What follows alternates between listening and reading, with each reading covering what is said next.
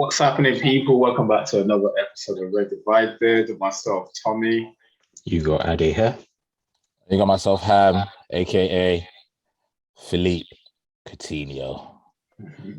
Take it away, boys. Cool. What's the week saying, boys? How you guys been? No. I need more energy than that. I need more energy than that. I said Philippe Coutinho for a reason. Let's get straight to it. Fuck how the week went. No one cares how your week went. I don't care how Ade's week went. Wait. I'm more than happy to give you energy, yeah, bro. But when the foot is on other side, yeah, bro, that's cool. No, you don't. But you say I always get the energy. I always get the energy. I always. You say this, you don't. My energy never changes. No. Energy never changes. It changes. Arsenal, United, Chelsea, City. His energy changes for sure. Confirm. Thank you. Your energy, I don't mind, bro. Like I can always give you energy, bro. But it's just, it don't matter for me. But as I say, just let it be the same because your energy changes too, bro. Man, he's consistent. I said for years how shit my team was. So I'm in acceptance mode. So my shit's good. I'm good. Same here. We've never said our team was great. We've never ever come here and say our team was maybe great. That explains why you guys' energy is always low. Then it's cool. Okay, cool. I get it. It makes sense now. It makes sense. Yeah, no, it makes sense, bro. As I said, bro, I've never come here and start saying Man United. We can argue about players. That's like I've argued about players in the past, but you've never hear me come on here and start sharing about Man United. It's basically. Yeah, I'm just a dull person now. I don't get excited by win, don't get excited by disheartened by loss. Everything just the same now. So. No, I heard that. What we saying? Obviously, no Arsenal game this weekend. Man United against Villa. It was a robbery, bro. It's a robbery. London derby not happening. It's a scam. Nah, we'll get into that in a bit anyway. But let's just go into straight into the Man United game. You watched the whole game, innit, Ade? What your thoughts on the game? No, I watched the two goals. Oh, is that it? From Aston Villa. So, I didn't watch the good part. Oh, you only saw the Villa goals? I saw the Villa goals, which was upsetting. What was I doing on Saturday? Saturday was a long day for me. So, yeah, I think I went to go and visit one of my boys with the family. So, obviously, we're watching the Nigeria game. And then slyly during the Nigeria game, I was like, I need to go home because I want to watch Manchester United. Obviously, couldn't get out in times. Can I ask, why did you want to watch them because you're a fan or you wanted to watch it because you thought you was going to win? Because I'm a fan. Oh, okay. Yeah. To be honest, like nothing in me felt we were gonna win, right? For me, a draw, a win is a plus.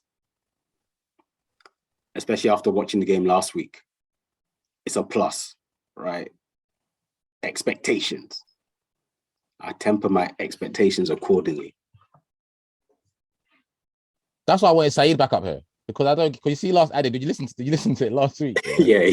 He was like he was just so quick to say that we're gonna win, confident. Yeah. Casual. And I don't understand. Like, is he not in touch with reality? Does he not know how shit United are?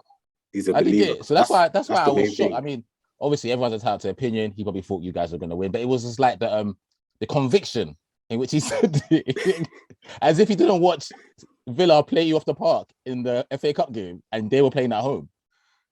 You have to back yourself, innit? I didn't understand the conviction behind, we're going to get 3 points away, the way United are playing, to Villa. Nah. Yeah, no. In regards to the game itself, obviously, we started off well, and I think that's probably what gave them a bit of confidence.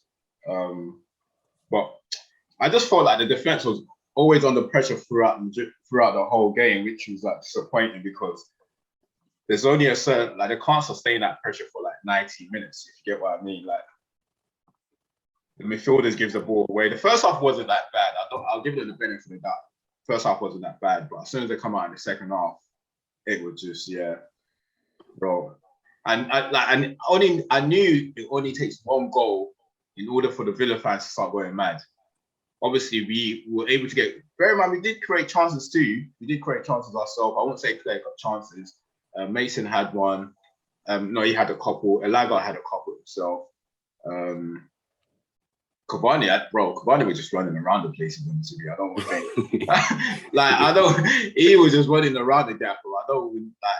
I don't know what the instruction is when it comes to Cavani nowadays, bro. Like, he was just running around the place. But the second half, I think the second half was the real issue. We were just, even at times when I thought our defenders can ease the pressure by passing among themselves, just the first thought in their mind, obviously, one, I feel like they're not composed enough to the thing with Ariel, I'm not trying to back Ariel. Ariel's been shit this season, but I've always said it. It's like them guys can't string 3-4 passes together at the back without him. I don't know what it is. Even Varane decent on the ball, but a bit of pressure, and his first thought is, you know what, let me get this ball out. And it's not entirely their fault, because at the same time, they probably don't have no confidence in their midfield players, because I think, you know what, we give it to Fred or give it to whoever it is, he's only going to lose it anyway. So what we ended up doing is being it long, and the ball's coming straight back at them.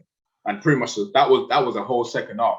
Boot it long, come straight back at them. So there was always defending, always on the feet, always under pressure throughout the whole second half. And as soon as that first goal went in, they just crumbled, man. They crumbled. So we was quite fortunate to even get away with the point. So, but before the game, I never went into the game thinking we were going to win the game. So, so a draw, yeah, we'll take that, man. We'll move on. It's just hard to think. Obviously, there's been optimistic and all of that stuff, but it's just hard with the way we're playing, the way Villa are playing, and the way they played against us last week, to think, oh, we're just going there to win. Games like that, I'm like, anything more than 0 points is a plus, because they could easily play us off the park. So, I think we actually need to reset the team. This type, sell everyone, or just burn up all the contracts, and then go and buy some players from #United and start from scratch from Division 22 or something. Bro, it's just a mess, man. Look, obviously the manager came out at the end of the game. He was disappointed about the result. But why are you disappointed, bro? To me, you know what? Okay, out of all honesty, despite what my thoughts are going into the game, but if you go 2-0 up, you shouldn't be allowing them to come back. It don't really matter. Yes, we're Manchester United. Who you are. You go 2-0 up in the game. You shouldn't really, with the quality that we also have in the team. I'm not saying that they're extraordinary, but with the players that they have, you shouldn't be allowing them to come back, especially scoring 2. And even if you realize a goal they scored, it wasn't as if we didn't have players back. There was players there. It's just how they managed to get split open so easily. For example, the first goal, Tyrone Mings run 1 or 2 passes, and there's space. How is that even possible? It's just, bro. Yeah. But that's us. Remember the Young Boys game where we lost to Young Boys? We lost to them, right? Or did we draw to them? We lost to them. And I'm saying, we lost to them. Yeah, is not an excuse to losing to Young Boys. Chelsea had 10 men against Liverpool. Yeah, they didn't lose; they drew. We are poor. We are actually poor. All this top 4. Obviously, I'm still hopeful that we'll make top 4. But realistically, we ain't playing football. We're playing another sport. It's not football. We're playing something, but it's not football on that pitch. That's the title for this episode right there. We're not even playing football. We're playing another sport. I love you. Hey, Ade, can I just say, me and my friends, we love your one-liners, by the way. I just want to put it out. We love your one-liners, bro. They're all supplied by United, bloody team. No, it's bad times out here. It's bad times. And the Champions League is yet to come, where somebody's going to embarrass us. Yeah. When is that? In February? Is that towards the end? No, the first leg will be It's like February. the first week, and first, second week. Like then 4th, 5th around that time. Okay. But oh God, at least Atletico ain't been great as well. So maybe we can just make a shitty 2-leg game. That's what you've got in it. Yeah, that leg will. Shittest that's gonna thing be you've a ever shit seen game, bro. before. Both games are gonna be shit, bro. Yeah, that leg is gonna be terrible, to be honest with you. As I said, Cole. But that's good though, guy. That game is a straight 50-50 though. Both teams are playing shit, so it's a straight 50-50. I don't think you go. Well, me as a neutral, I'm the neutral here, so I don't see it as Atletico are gonna go through or United are gonna go through. I just see it as a toss-up between two teams that are playing shit. Full on shit. Yeah. Whoever, and there's no away goals or anything in it. So yeah, whatever happens. The only thing is, I say you guys are CR7, Mr. Champions League. So if I But was to sway, Suarez, yeah, I know. But if I was to finisher, sway, I would just sway towards United for the CR7 factor. True. That it's Champions League. Obviously, he didn't do nothing with Juventus, but the United factor, Old Trafford, CR7. They just made an award for him today at the best. They just gave him some award that they made up just for him. So we didn't have anything for you this year. So you never know. But yeah. Good luck in it, man. Good luck, guys. Cheers. Cheers. Just moving on quickly. Obviously, did you guys see Ronaldo's on topic of Ronaldo? Did you hear his interview this week? Yeah, about those guys wasting his time.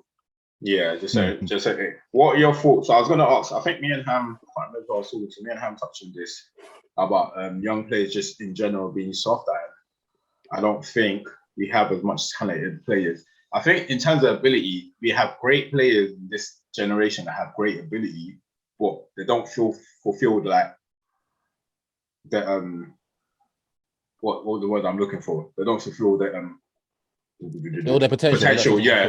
Their potential, because I think they get babied a lot. I feel like the young players nowadays in this generation, they get babied a lot, and it's a view of the wider world, right? Yeah, like it's a wider world. If we can just focus on like football now, like for example, with what Ronaldo was saying, he's obviously saying, you imagine as like a footballer. I don't obviously even for me what I read into that is I feel like he might have approached one or two young players, and the response he got from them is not probably what he expected. So he didn't really like F off, bro. Yeah. So it's probably not like he didn't give examples. He obviously clearly weren't going to give names. But he's obviously saying when he walked in to that United changing room and he had experienced players like the Roy Keane and Rio, them guys tell the stories all the time, right? He responded to that. He could have crumbled. He could have said, you know what, throw a fit. Like, I don't want to be here, because a lot of United players have made it clear that Ronaldo also get favoritism from Fergie. So he's like, he could have not listened to any of those players. But now this generation is always a problem. You go approach them. I know we're supposed to put your arms around this player, but where is the middle point? Do you know what I mean? Like, if this players that you supposedly rely on, you obviously protect them in a sense, because you do all the things that you can for them in order for them to fulfill their potential, and it's getting to the point where these players are not doing. So like, and I was telling him the example I was giving is, for example, in this generation, look at the top strikers in the world now. They're not from this generation, apart from the Haaland and Mbappe. If you was thinking about the best strikers in the world, you're going to still talk Benzema and Lewandowski. There's a massive gap there. And if we're talking about like 10 years earlier, we're talking about who can name off the top of our head. There's no amount of top strikers we're going to name. But there's a massive gap between the top players in the world and others that are just being babied, keep thinking they're going to fulfill their potential, and nothing ever materialize. And I feel like, obviously, because of what's happening in Man United now, and because of our young players, it might be one of the reasons why I'm saying it. But if you look at the wider picture of football, an example I've just given in terms of like the top strikers in the world now, are we still, obviously, kudos to them, innit? Like to the Benzema and the Lewandowski. Why is there no more young generation strikers that you think, you know what, they can be up there too? Why are we still only naming this two at 34 years old? Whatever age they are. Do you still think that's my question to you guys. Do you feel like it's because these guys have been babied far too much? I'll let you respond. It's your player. We heard your voice today still. We heard your voice today, so. Well, in regards, what do you want me to touch on? The Ronaldo interview or? No, I'm just talking about the wider view. Ronaldo interview was just like to bring up the soft players in this generation. So I wanted to know what you guys felt about the Ronaldo. Obviously, it can be one word or one sentence. What did you guys actually think of the interview, though? I thought it was open and honest, and that's what I wanted. That's what you wanted from him, was open and honest, isn't it? And I think one thing that he said in the interview that was important, outside of what I just broke down, is that he's admitted that a lot of things need to be broken in order for United to be successful. So he's obviously looked into that and realized that not everything, not everything is right at that club at the moment. Okay. Yeah, no, I agree. I liked his interview. I thought he could be as honest as he could be. So I think there's more layers to it, but he couldn't say that publicly, innit? It's not everything you say publicly. He can't rip the players publicly, innit? Behind closed doors, when he's talking to his agent, when he's talking to his friends, he's probably really going into detail as to how bad it is at United or what he thinks about the younger players. But to touch on what you said about the culture, I think it ties in perfectly with what Ade said. It's the society we live in today, innit? So, there's a reason why a lot of the coaches that were there back in the day are getting pulled up for stuff like bullying and harassment now. That would have happened. That's 10, 15 years ago. And that's to show that people weren't coming out back then because it was the norm. To toughen a player up, you had to speak to them a certain way. You had to do things to them a certain way because you was toughening them up because they was going into a man's game. But society has changed now. You can't talk to people that way now. You can't do certain things to people, right, like you used to before. You could get away with it now. Now you can't. So that had a trickle-down effect. So now we're having a generation of children, whether it's sports or whatever it is, that you could say are a bit softer, or you could use the term baby. I put all those things in quotation marks because those aren't my actual words, innit? So you could say that. So then you ask, does that have a ramification on the end product? Does that actually, the way they're being brought up and the way they're being coached, does that affect how they play on the pitch? And once again, I don't think you can say yes or no, because you just mentioned Mbappe and Haaland, and they're in the same generation as the Sanchos, the Greenwoods, the Gravenbatches, all those players that are coming through who are around that age bracket of 18 to 22. And them two are doing their thing. Mbappe and Haaland are doing their thing.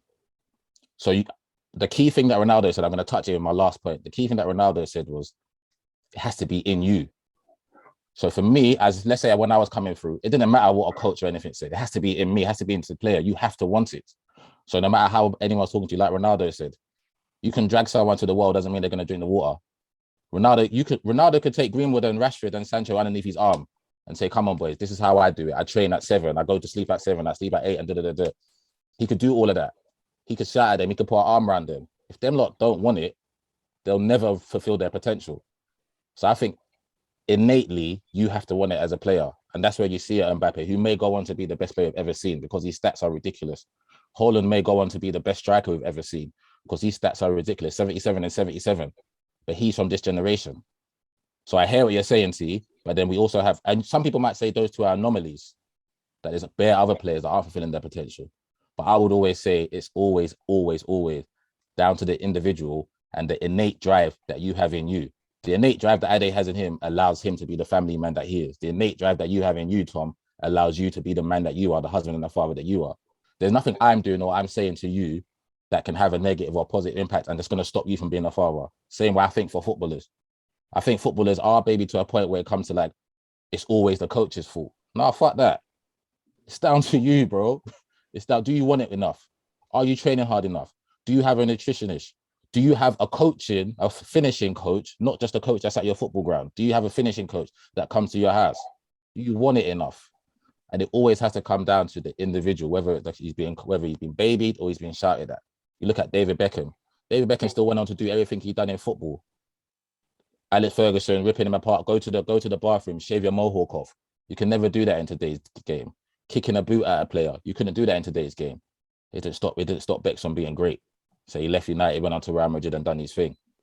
So I think this generation now, you can't do what you used to do in the old generation. But however, whatever they're doing in that generation, this generation, it should be down to the individual and their innate drive. And that's where I'd leave it on that point. I think that's literally the answer. I think it's down to a person's innate drive and what they want or whether they're willing to work for it. I think society as a whole has changed because obviously I went to boarding school, right?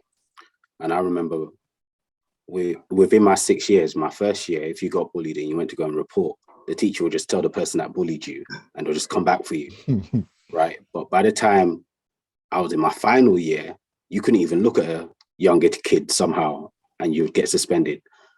And it's been going on since then. So back in the day, obviously all these older players are shouting at you. Even kids, little kids now, you go to a party, you see a little kid, you tell them to stop doing something, they'll tell you to shut up. You think I could tell anyone to shut up? That was older than me when I was like 7 or 8. Absolutely. The world has changed, but I think ultimately it's the work you want to put in. I think we've now gone to a position where I think we actually have more talented footballers, like across the board. I think we have players that are ballers, but I just don't think they're reaching their potential. I think the way where we had like Ronaldo and Messi, I think if some people knuckled down, like the Sanchos, the Dembélés, I think if they knuckle down, Dembele stop missing training every day, stops oversleeping. You've got players that will be amazing, but it's just not in them. Years ago, when Dele Alli was coming onto the scene, I thought he was going to be a world beater. Same. World beater. Cool. Basically, you touched on what I was going to say, Ade. My point is, I heard what you guys are saying. My point is, I can understand if we're not producing the same talented players with ability. But I'm in agreement with Ade where I feel like the talent and ability that we have now is much better than what we used to have before. Obviously, because of the resources we've got better. Yeah, it will always be like that. It will always be like that. I think you gave an example. I remember when I was talking to you, I can't remember what episode this was, right? When we was talking and I was telling him, saying, "Now, look, if my boy don't want to play, then he don't have to play." And then you was like, if he doesn't like football, he wouldn't have to play. And the example you gave was, you don't have to like it. Do you get what I mean? You don't have to like it. There's a lot of certain things that the players the talented players, that the best players that we consider to be the best players in the world, the thing that they've gone through that they didn't like, that they didn't want to go through. And obviously there is there's the extreme where Mourinho's gone to, where you wouldn't really expect managers to take them there. So that Mourinho one, I hear what you guys are saying is extreme. But I just don't think these players are pushed enough. Any little push is an issue. It's the manager. Someone that doesn't want to do something. Say again, sorry, you can't push someone that does. You can't push someone that doesn't want to do something. Mm-hmm. Yeah, I heard that. What I'm trying to say is, it's a trickle effect, because in one club, if a player is pushed, and even if it's not going to, like, as simple as like, look, you need extra training. You're not in good shape. You have to come. You stay in later. I'm gonna take you to the park and do training. That's blown out of proportion. Even little things like that. And as a society, we've also allowed it to get blown out of proportion. If someone's not, if you're in school and you're not doing the work, you're not meeting the standards at work, what happens? You go to summer school, right? You get pulled in for extra classes. But little things like that gets blown out of proportion. And as I said, it's not just like the managers, not the footballers. I feel like I hear what you're saying, that society is definitely should agree with that. But any little thing gets blown out of proportion. But you see sorry, go on, Adam. Oh, sorry, I was just going to be quick. It's just a factor of, there are lots of different factors on that, right? Because even the blown out of proportion isn't a case of even babying them. That's a case of the media. The media right now is so competitive, is it? It's so competitive that everyone needs to bring up everything. There's just like, they're competing with everything. Everyone needs to be the first to say something. So if they see someone come out of their front door and they only got one sock on, it's gonna be on Sky Sports. Just because that's the life we live now. The one thing I do agree with, like, is that it is different, and like it's the social media aspect of things, isn't it? A lot of the top players back then, I don't know how they would have dealt with social media. Facts. I don't know how. So I can't really, like that, I can always give, because you can't stop a player from living his normal life. Because if a player is like us, like we go to work, if I want to go on social media and see what's happening, I shouldn't have to see myself all over social media. So that I can understand. What aches me is the fact that the ability is much more than we have, like we had in the past. But then any little push to this player is just to get the best out of them, it's a problem. It's like I feel like they've been babied far too much. I can understand, if don't take it to the extreme.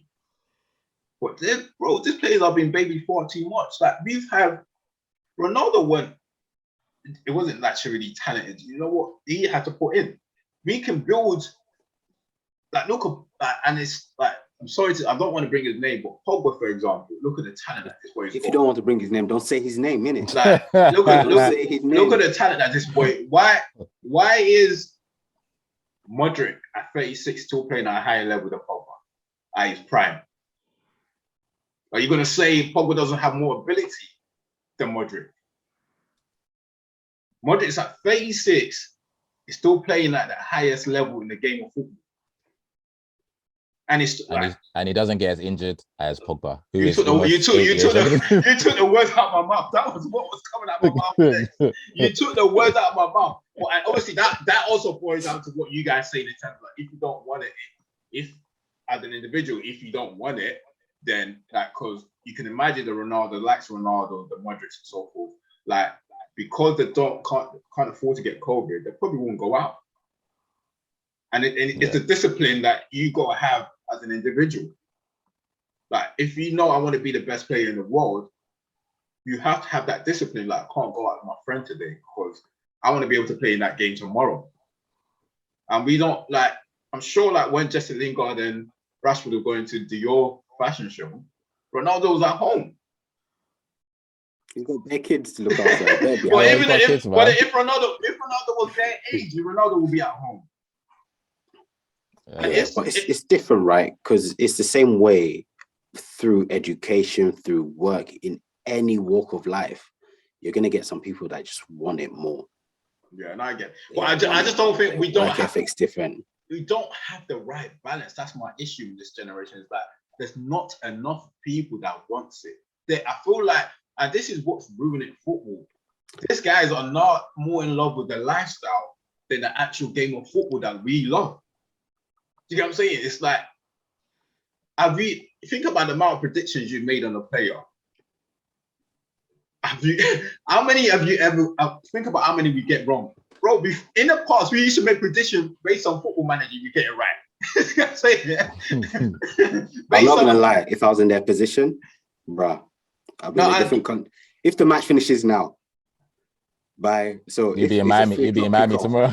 No, but by 9 p.m. I'll take Concord. It depends, innit? Be like Ronaldinho, be partying the night before the game. You wouldn't be like that. It gets to a certain point where you wouldn't be like, because even now, where you earn a good living for yourself, you don't come out partying with us. Do you know what I mean? You don't want to come out. Let me ask you something. Your good living there, no disrespect, it's not 200k a week. No, but I hear what you're saying. Even if you was only 200k a week, Ade, you'd be out with us, bro. Right. Nah, but it's my enjoyment is Chinese with extra wings. And that extra wings is the enjoyment. Right. So yeah, no, like I don't want us to stay on this for long, but I just feel like the balance is not right. I think you touched on that. We do get exceptional talent. I'm not saying we don't get exceptional talent. We obviously have them Mbappe and Haaland, but it's not enough. Based on like, if you base the ability, the amount of players that have top ability and what they're producing, it's just not enough. The end result is not enough. Like these players are not even at they're getting like what they're 20. They're getting old now. You know what I'm saying, and I would like think about it. I would like Raheem Sterling. So we're saying we're getting. I was like, let's say 10 players with the same ability. Only one of them out of 10 in this generation ends up fulfilling their potential, which is poor. It's poor, bro. It's very like something needs to be, and it doesn't help the fact that, as Ham said, that it's always the manager's fault. Certain managers do have the luxury to cancel players if they want. It's like, this player is not for me. His attitude is not good enough to be in this club. Certain managers have the luxury to do that, but you need to put credit in it. Like the likes of Klopp can do that. The likes of Pep can do that, and to a certain extent, Arteta has that trust in the board because he's had a lot of altercations with players, and a lot of the times they've been backing them, and so far, like in terms of this season, it's all coming into fruition. So if it continues like this, the board will be like the fans, the board will be pleased that they're stopped by their manager. But that can, as I say, that can also go totally wrong in it. You never know with football. What it doesn't help that the manager always gets the axe, and these players can dictate what happens in the club. Like from when the players are dictating what happens, what manager's good for them, it's like football's going downhill because the same players are dictating this. At least I don't mind if a player dictates something. If a top player comes up, when has a top player actually come out and made noise and not fulfill his potential? These guys are not doing nothing. Like they come up making noise about, oh, this manager's not good for me. This manager does this to me. Even like the manager that, so use United as an example, because the whole point of this conversation is because of United, right? Van Gaal wasn't good for them. Moyes wasn't good for them. Mourinho wasn't good for them. The manager that was actually good for them, they didn't obviously work hard enough for him. So what is the point?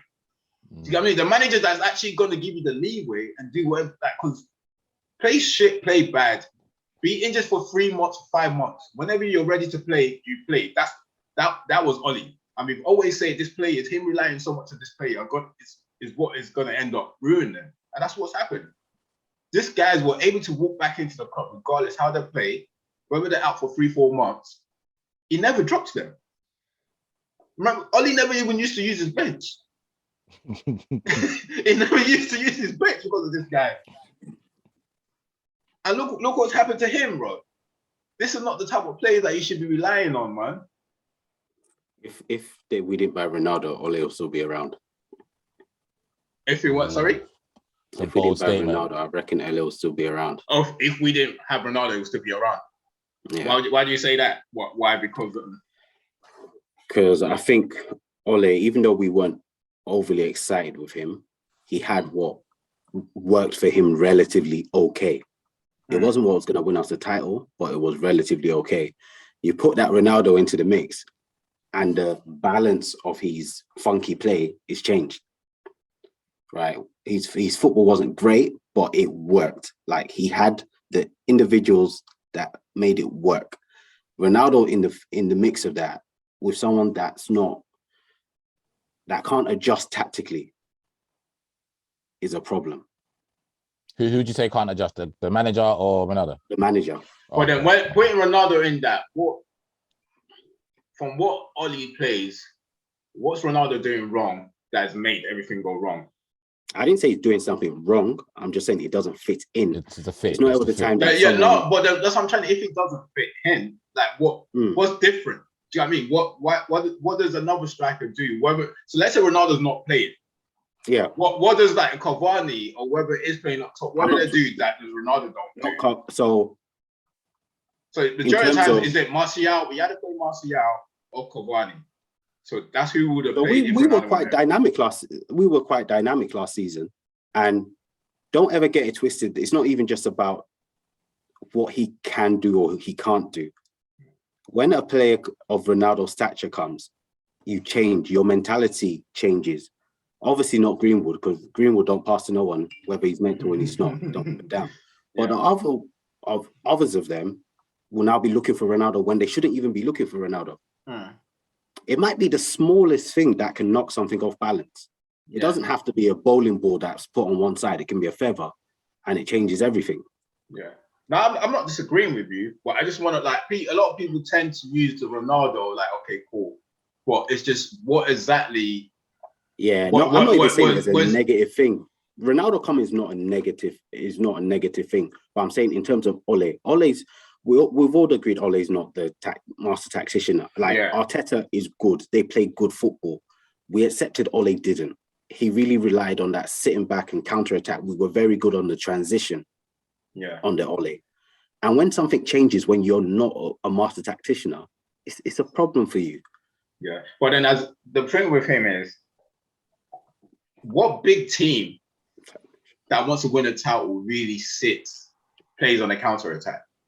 No, but that's what I always used to say, right? I always used to say, even when we used to beat Man City, I always used to say, my problem is we might have won, but I'm not happy with 20%, 27% possession, because you're never going to win a title like that.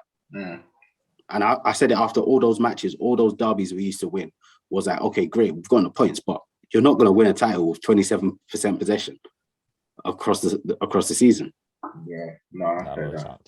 No, I heard that. Look, there's too much problems at United anyway as it is, so we'll get back. I'm sure we'll be back next week.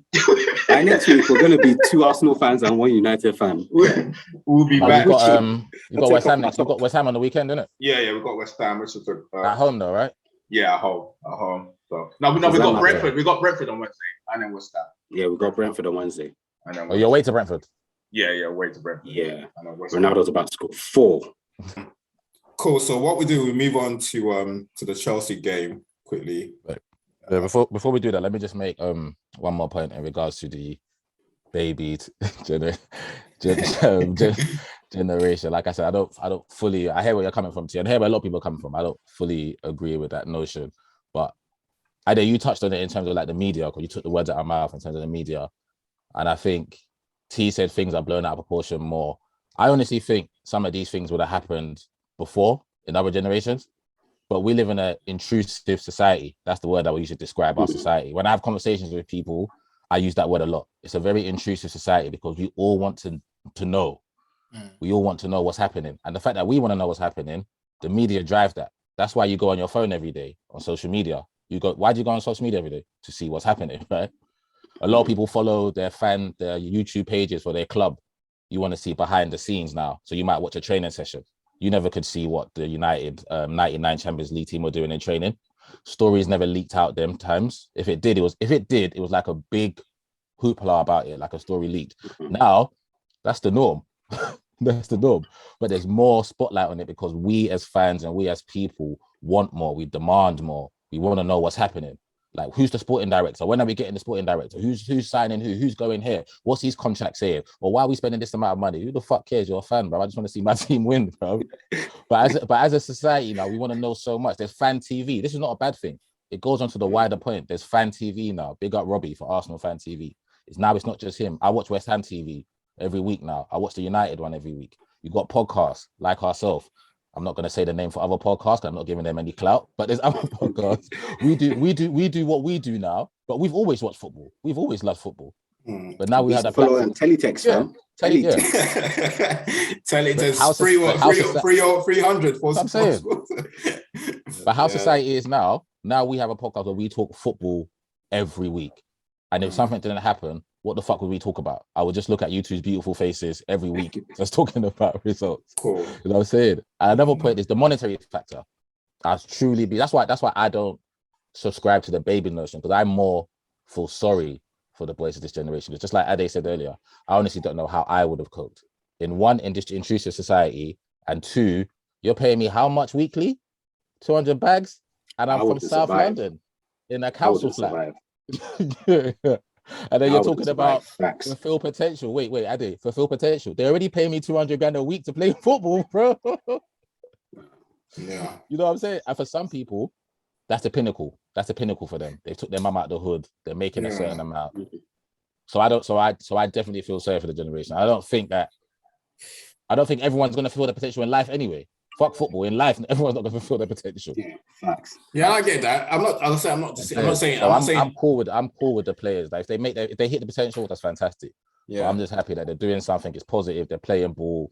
And the ones that don't, and the ones that do, we rave about them. Like the Haalands, like Foden, like Bellingham, like Mbappe. Remembered. 100%. I said I don't expect everyone to fulfill the potential. We've had their players in the past. We don't complain. But I'm just saying the numbers of players are not fulfilling the potential is more concerning, more worrying. And I think we're still watching them though, T. I think we're still watching a lot of the players. The no, ones I'm not saying 18, wouldn't. 19, 20. I'm not saying wouldn't, but then what you understand is like, bro, the fans are paying for a service, right? And if something is not up to scratch, they have. If you go into the shop, you buy something, you're paying for a service, and it's not good enough, you have every means to complain about it. So 100%, but there's more variables to this than if you bought a product from a shop, though.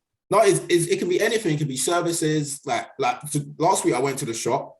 I wanted to order. Like I was hungry. I went to order Chinese. I wanted Chinese, but I was so angry. I got into the shop. The guy started serving me. In the middle of serving me, he's like 1 minute. Went to go and pick up his mobile, and it just made me stand there talking on the phone. Bro, I'm getting out of there. And that's like, so if a player comes on a pitch, knowing that you can, like, I know the guy can take my order and then go on the phone. If a player comes on the pitch, we know what to expect from him. You know he's got ability, the simple things, and you're not putting that into the place on the, like, you're not, the minimum requirement is hard work. They're not working hard on the pitch. Like, bro, people are going to complain. No one cares about that. No one's going to care about what you're going through outside football. If you can't, and if you're not fit enough to play, speak to, like, just like us, we work. If you're not fit enough to attend work, we're not going to attend work. Tell the team that, okay, cool, I'm not fit enough to speak to someone. I honestly believe Marcus Rashford needs to speak to someone. Bro, he needs to speak to someone. But then as a fan, as a paying fan, I'm not paying fan, but yeah, I still pay to watch TV anyway. I pay for whatever on TV. But you can't not expect fans to complain. And especially if the monetary factor. If the fans know this is what you're getting for you to for poor display of football, come on, bro. No one's gonna be happy with that. No one, like, Pogba's asking for 500k. What Pogba done to deserve 500k? Did anyone tell you asked for 500? Did he tell you? Ade. Before we get sued, allegedly. No, don't be. Bro, Don't get us sued. You don't have any money. Allegedly. We don't have no money. This guy just put a wild. No, that's the report. Pogba's asking for 500k. If a fan, as you say, the fans have access to a lot of things down there. You have bloody Fabrizio now reporting. We don't have to wait for bloody Sky Sports anymore. Daily. We don't have to wait for Sky Sports. But I know everything. Still, that 500k you saw of BBC. BBC will tell you that Ronaldo's Spanish. But I won't be. I didn't see that on BBC. I can't remember where I saw that from. To be honest with you, I can't remember what the report is. I heard it. But I won't be surprised if Pogba's asking not because of Pogba, because of his agent. I won't be surprised because of it's more so his agent than Pogba. Than anything. I won't be surprised. I will never go, me personally, I'd never go mad at the player in that situation.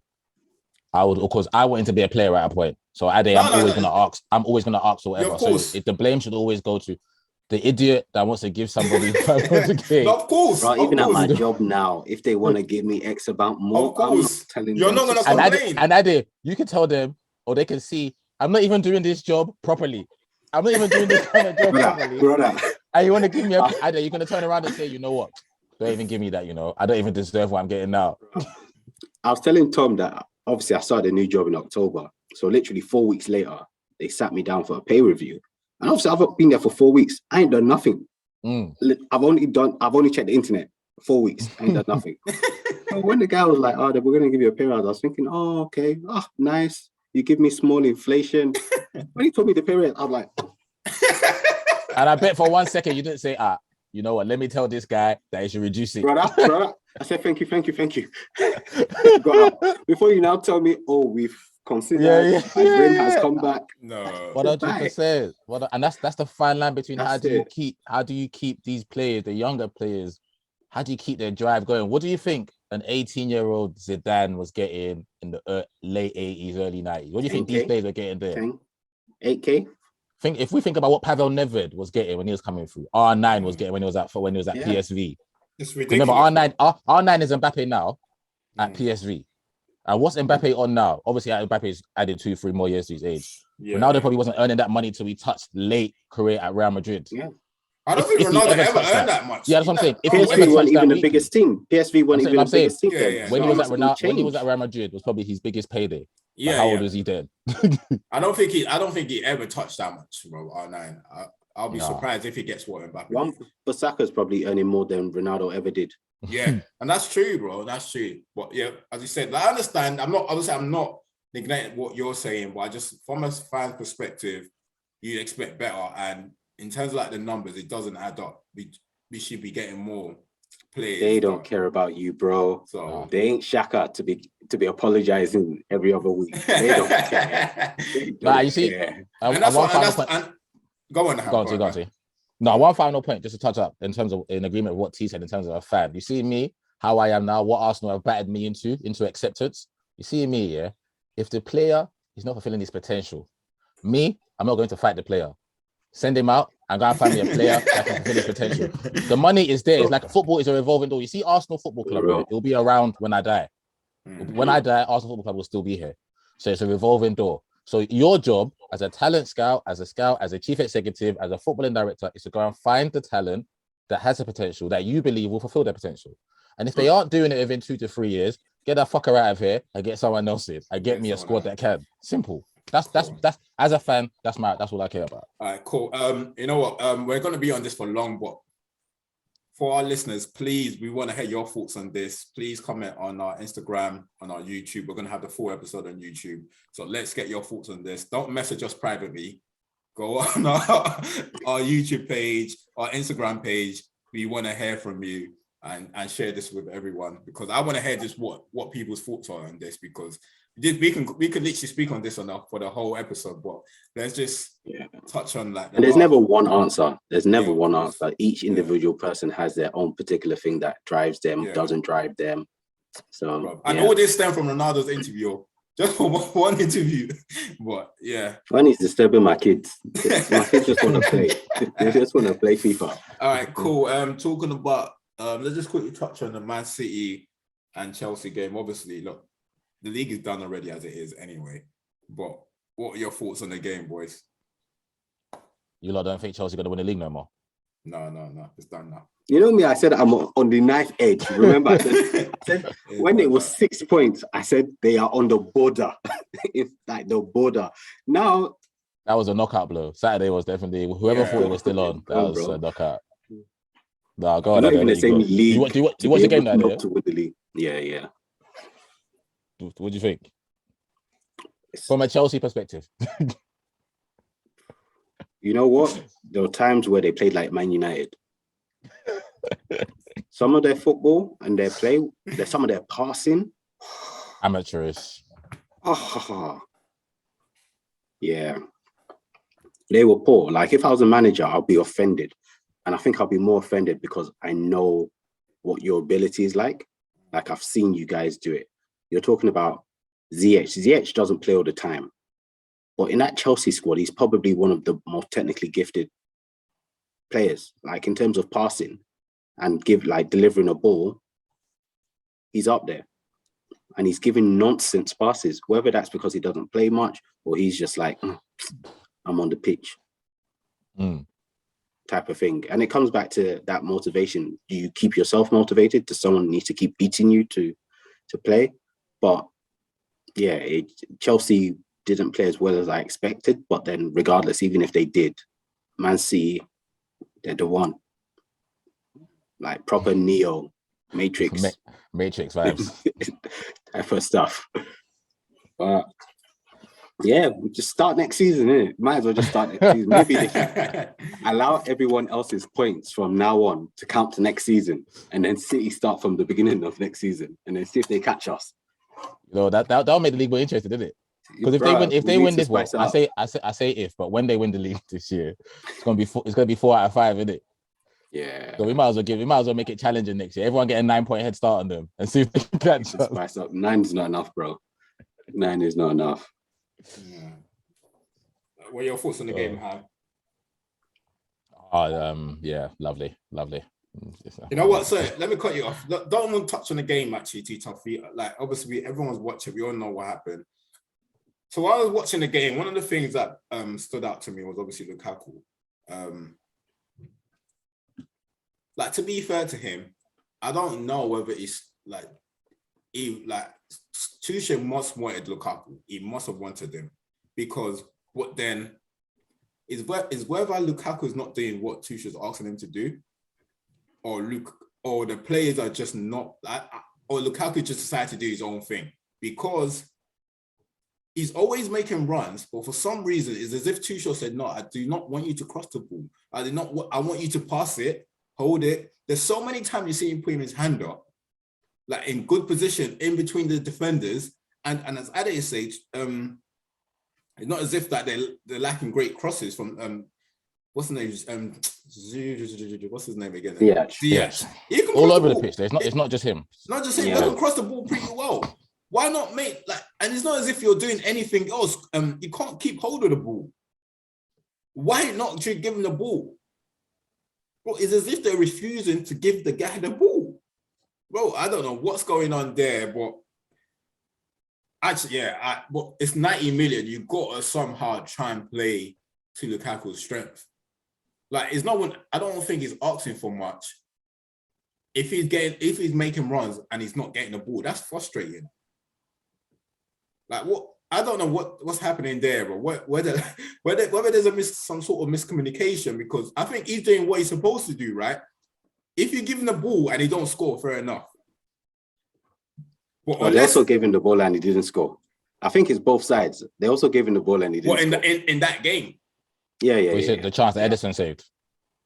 The chance Edison saved, but then also that was it. That's what he had to pass it to Ziyech. Why didn't give him to Ziyech? They didn't give him much though. Like there's so many. They can give him more. Obviously, I hear what you're saying.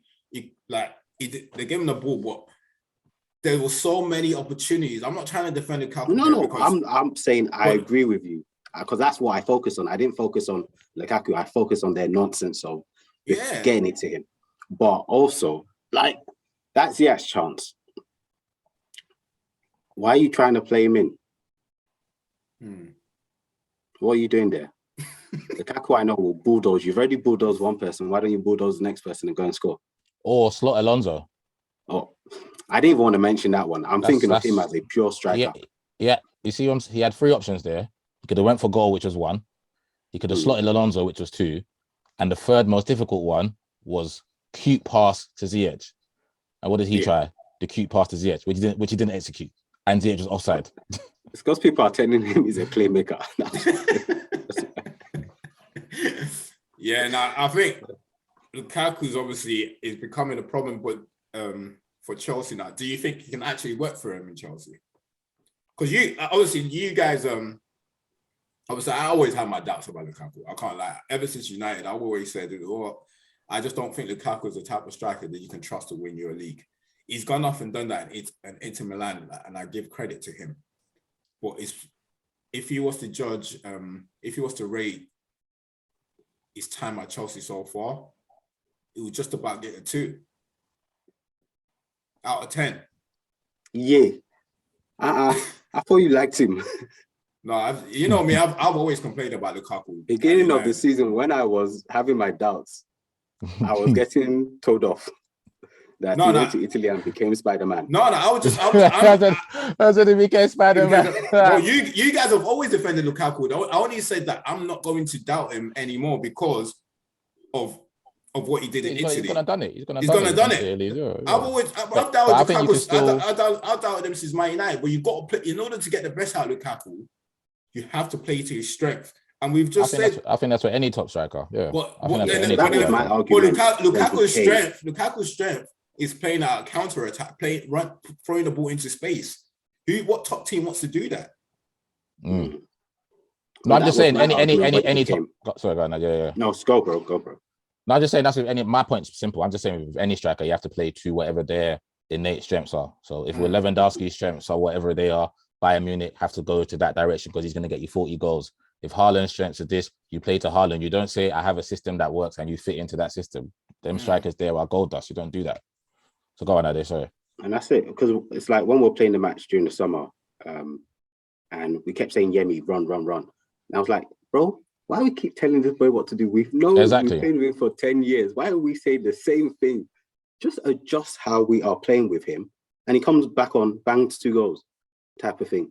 But it's also now that sometimes we see a player and we say this player is shit because the football either in that team or that country doesn't work for him, right?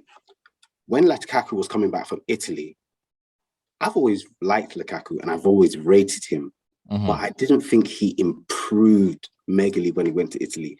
He now had a system that worked for him. It's still the same Lukaku that's come back to us, right? So it's not that he's not a bad striker. I think he's a top striker. His stats speak for him, but I think certain things help him, and he just might not be getting that. In the Chelsea players' defense, because yes, if I'm looking from the outside looking in, when I watch Chelsea, 100% they don't play to his strengths. For me, as a midfielder, they don't play quick enough, so they don't find him quick enough. Because I think if the one thing when you're playing football, if the passing is stagnant, if it's too slow, then your centre forward is going to become marked. I've almost cried at games because of that. Yeah, exactly. Right. And you play up front at day, so you know you want it quick, fast. And even if it doesn't come to you, I say this all the time to my strikers. I might try a pass to you, don't come to you. Don't stop making that run. Don't stop because I don't find you that first. Keep making that run because it will come. Because defenders don't like that. So for Chelsea, for me, I think, especially when you watch them at City, there were so many times where Rudiger gets it, he passes it to Thiago Silva. Thiago Silva passed him Mangala Sarr. Sarr passes back to him.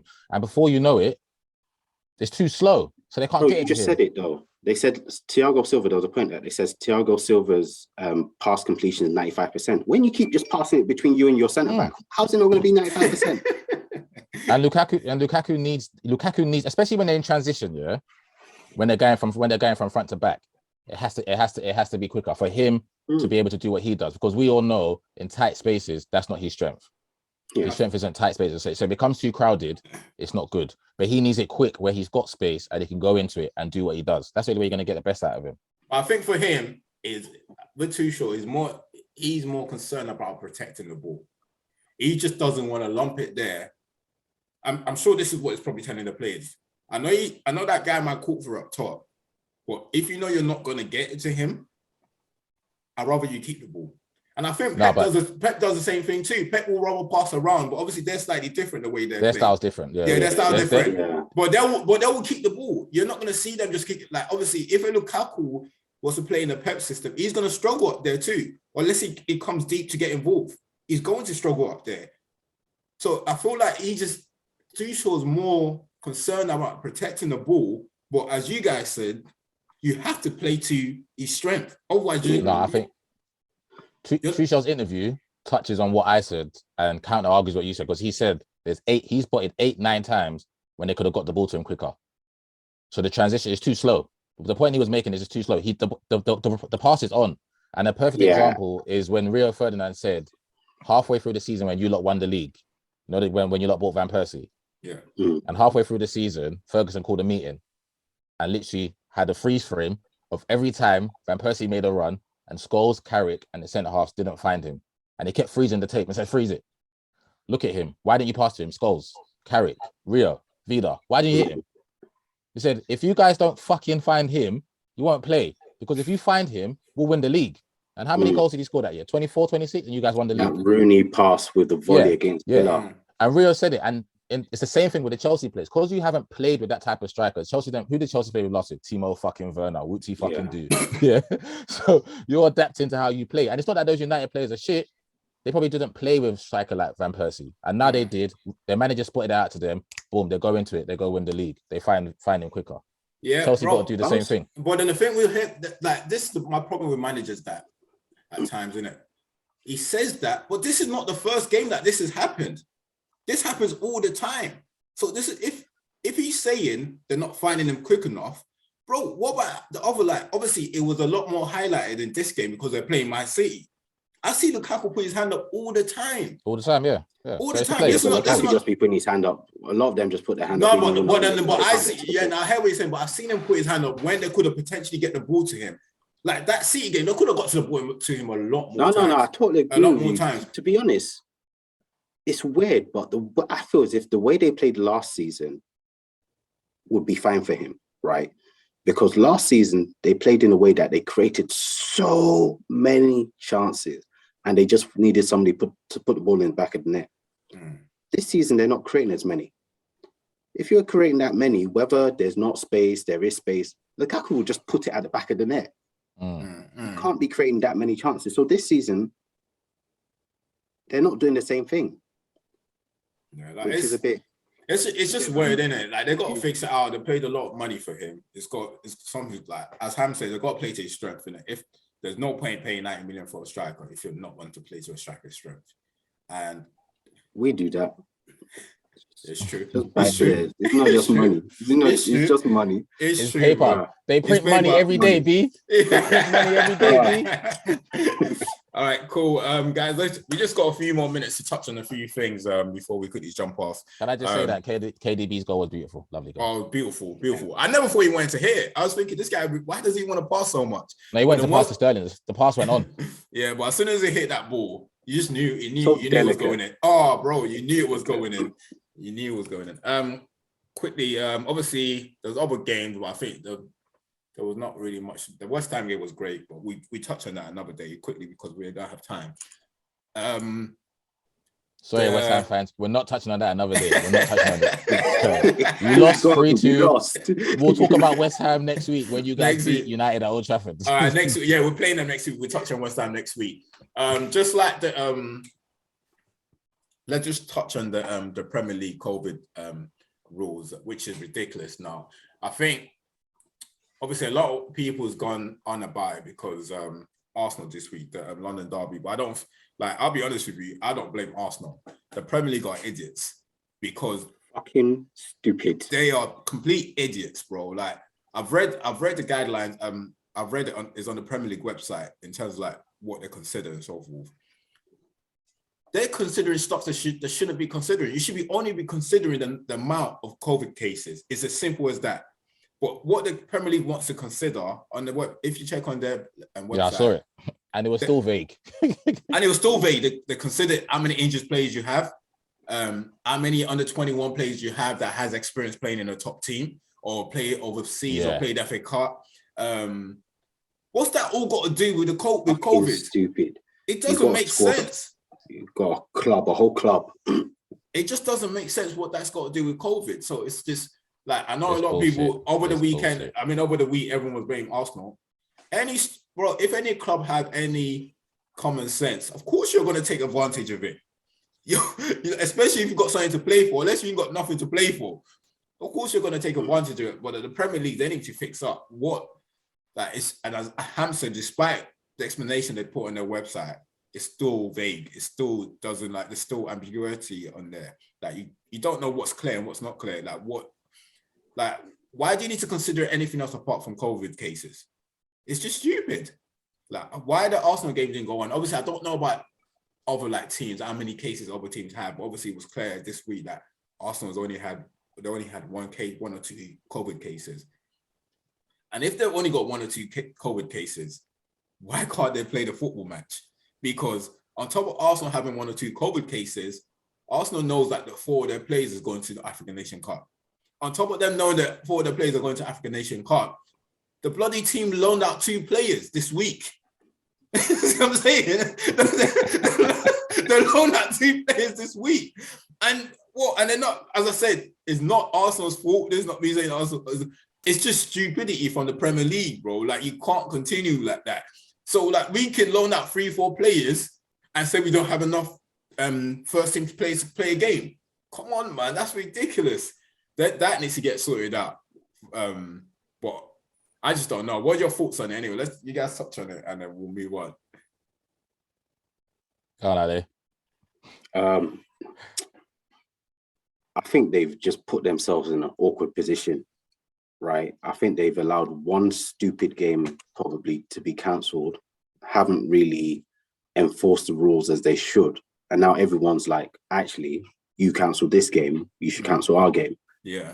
And like, I was disappointed the Arsenal game was called off because I felt if Spurs were in a prime position to win that game. What do you think, Saturday? You think they would have beat us? Bro, you didn't have many people left. We would have played Benjamin centre mid, man. Or them Suarez, or them what's his name? Suarez, or them Cedric Suarez. Cedric, Yeah. or them Fam, I would have played Kolasinac, all bro. of them. I would have played Kolasinac, bro. My It would have G. been horrific. But you can't blame. You literally can't blame them for what they've done. Yeah. If I can try it, I'll do it. I'll do Like it. the teams that really get to me are man like Burnley. They've had another game postponed. Mhm. They've only played 5 games this season. Why are you here? Go. But I think I'm finally gonna get my wish this year, though. I think Burnley might get relegated. Do you know what Burnley are doing? I think I'm finally gonna get my wish. You probably will. Their striker got bought. Now they're delaying games until they can buy a striker. Until they get Andy Carroll. And do you know what my I'm thinking behind? Maybe I'm being too sinister, yeah. But I honestly think, yeah, the Newcastle board said, okay, so who's in the relegation battle with us? Watford, Norwich. Okay, we don't want none of that shit players from Norwich. Okay, so who's in the relegation battle with us? Burnley and Watford. Okay, cool. Have a look at their best players. Oh, Chris Wood. Oh, he's their top goal scorer. Oh, for the last 2 seasons. Okay, cool. We'll buy him. We don't want him for long. We just want him, so Burnley don't have him. Yeah. And How much do they want for him? Clause. Yeah. How much do they want for him? Okay, cool. We'll pay over the odds. It's fine. Just get him in so he fucks them up so they can't score any goals. We stay up. I saw that thing. I was thinking this is the smartest purchase ever. 100% out there. I was like this. We're done. Because there's no way they bought him for any other reason than to it's called weakening your opposition. So people do it in business every day. You got to start up company. You got to start up a company, yeah. Maybe their CEO, yeah, coming up or something. He's dope. You just say, excuse me, mate. How much they're paying you down there? Right, cool. Pay you double. Come work for us. Bro, mastermind, masterpiece. Like literally, it was Burnley can't say no. He's got a release clause. We are taking him. Now, Burnley don't score goals anyway. You take their top goal scorer. What's left? What's left, bro? And realistically, you want to buy players now, right? That allow you to stay up, but that you can get rid of. You get rid of quick. And I think they only give him 2.5-year contract as well. Because you want to spend the money. You just want to stay up and then go spend the money. Because players ain't coming until you stay up. Once you stay up, party time. So as for the COVID ruling, I think one is absolute bullshit. The Premier League are fucking dumb, but we know the Premier League are dumb anyway. They're because dumb. our first game of the season, I'd love to know our first game of the season against Brentford that should have been called off. They didn't call it off. But then 20 games down the line, because everyone else is having games called off, they say, oh yeah, you can have the North London derby called off. We had to start following Balogun and all these other players in our first game of the season. That's bullshit. And my second point is all or the majority of these clubs have under 23s and under 18s. As far as I'm concerned, if you can field 11 players and you can field enough subs, whatever first team players you've got that are available, you play them. I don't care if you have to put 2 goalkeepers on the bench. Yeah. And you upgrade your 23s and 18s. The reason why I say that, because I'm so invested in trying to get younger players into the game. How else are you going to know if they can sink or swim? How else are you going to know if they can make it pro if you're not throwing them into the deep end? Facts. So for us, if we had to play Charlie Patino, Amari Hutchinson yesterday, then fucking play them, bro. They're Arsenal football players. We pay them weekly to play football. No game should be getting cancelled if you have enough eligible players. I just watched Bayern Munich put 2 16-year-olds on their bench. 16. You took the words out of my mouth, bro. I was about to say. So what the fuck are you talking about? So bro, you register 25 players every year, and then you give the Premier League your development squad as well, and then you have under 18s, bro. No game should be getting cancelled. No reason. Zero reason. No reason. I don't care if you got 5 first-team players out with COVID, bro. Upgrade 5 under-23 players, bro. 5 is not even enough. You must be talking about 20 before you start worrying, right? Bro, come on, what is because this? even at 5, you still got 20 of your squad left, Bro. not even talking about the development squad. Because all that's going to happen is clubs are saying, oh, my best player has COVID. Yep, postpone the game. Or my best centre-half has got COVID. Postpone the game. Yeah. I don't have a striker. I think in a way they've dug themselves in a hole and they can't get themselves back out. So yeah, it's too late. It's too late, innit? So it's just a ridiculous. But I'm guessing they're probably thinking a lot of the splits. It also depends on the club, innit? Because Spurs and Arsenal, for example, they've got more than enough time to replay that match. You don't. Then they're in the FA Cup. You're not in the FA Cup. You're in the Carling Cup, and you guys are not in Euro. So Carabao Cup. Sorry. You guys got more than enough time to play that match. But man. someone like Burnley have played 4 games less than some teams. No, they got more than enough time to play it, man. Got more than enough time. But they'll be relegated by the time they start playing that game. So whoever's playing them, it might be. You'll just be getting the wins because they'll have nothing to play for. They'll have nothing to play for. A lot, bro. Yeah. Because the people that you're playing might have it's games. Stupid, but you know what it is? You know why it's stupid? Because I'd rather have those points on the board than having to play for it. Yep. Oh. I'd rather have it or, than have... Or like I said, I want to see the young players that my team is producing, bro. Let them play. Let Elanga play. You're a Man United fan. You want to see if Elanga can play, right? You want to know if he can make the grade. Let him play. Play, man. But what the fuck, bro? But football's changed. Football's changed, man. Yeah, bro. We've been talking about this, man. Football's definitely changed. Because they're talking about don't you see in the Villa game. Go yeah. So now they're talking about the Villa game that Man United Villa played back-to-back games 2 days in a row back in the day. And they only changed 3 players in total. Bro, let these man play. Don't you see what Man City do with their players, bro? They put the under 23s on the bench against Chelsea. They didn't play. They sent them across the road at 7:30 to go play in the Manchester derby, bro. Bro, play. They're playing. These men play football, you know. These men are professional footballers. They get paid. They don't have another job. Bro. Cool. And then play, man. All right, cool. I was gonna touch on the AFCON, but we touch on that next week, man. Hopefully by then, the first round of game. I mean, the group stages have been over, so we'll touch on that because we don't have much time today.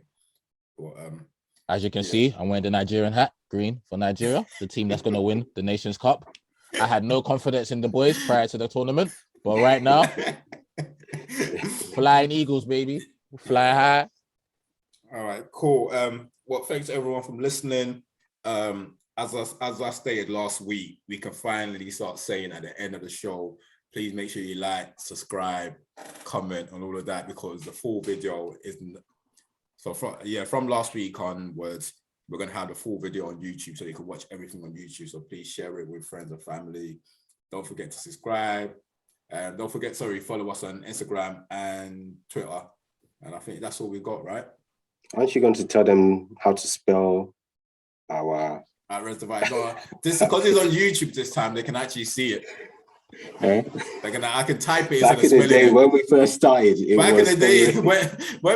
That's when we only had audio. But now they can see it on YouTube. So you can do something like this. Subscribe here or something like that. And you see back then, I don't know why Tommy didn't just say, you know what, Ham? I don't know why Tommy didn't just say, you know what, Ham? I did, you don't just say it. So stressing me out. All right. I just want to say, big up my boy Saeed. Saeed dug himself. He dug himself a hole last week. Where he dug himself. Tried to run away and not come on. Don't worry, we'll get him back. Don't worry, we'll be back, man. We'll be back. All right, cool. We out. Peace. Hey.